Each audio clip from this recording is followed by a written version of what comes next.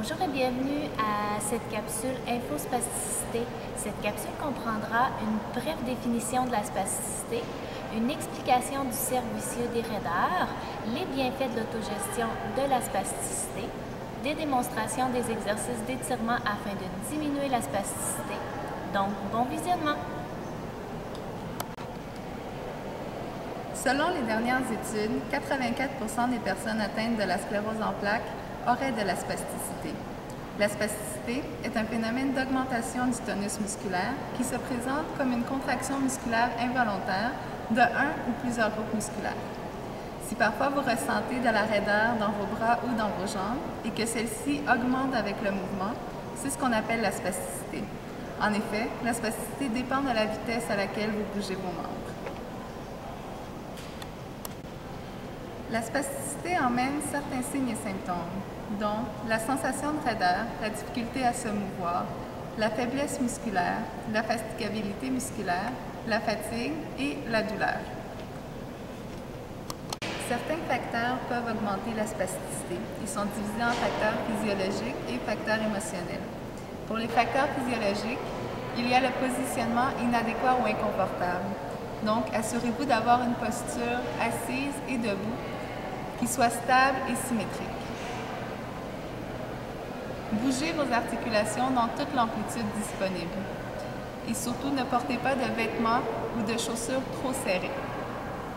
Un autre facteur est le dommage à la peau, comme par exemple une plaie ou un ulcère.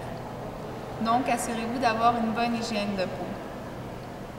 Il y a également les infections qui peuvent augmenter la spasticité, comme par exemple l'infection urinaire.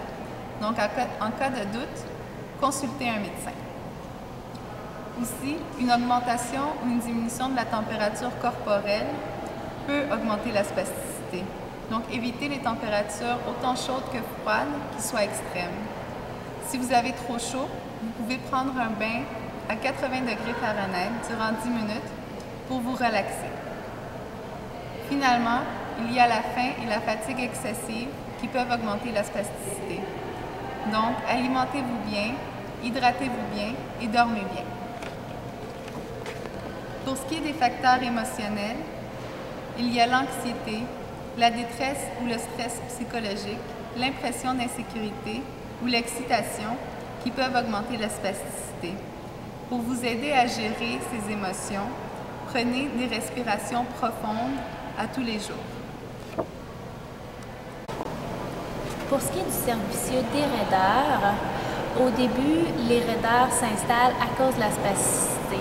Ensuite, on peut perdre l'envie de bouger. En plus, dans la sclérose en plaques, il y a une multitude de symptômes, dont la fatigue, qui peut aggraver cette perte d'envie de bouger-là. Ensuite, à cause de cette perte d'envie-là, on peut avoir une diminution de nos activités de la vie quotidienne, puis une diminution de nos loisirs, qui malheureusement vont aggraver les raideurs. Donc, l'important dans tout ça, c'est de ne pas hésiter à bouger. Vous pouvez faire de la marche, du yoga, de la natation, du tai chi. L'important, c'est vraiment de choisir une activité que vous aimez.